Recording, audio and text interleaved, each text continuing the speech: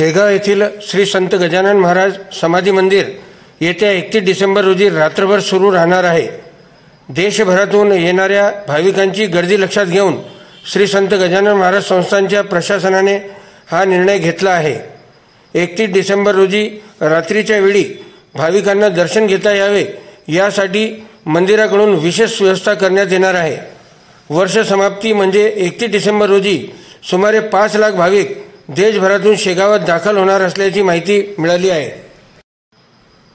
विदर्भाची पंढरी म्हणून ओळख असलेल्या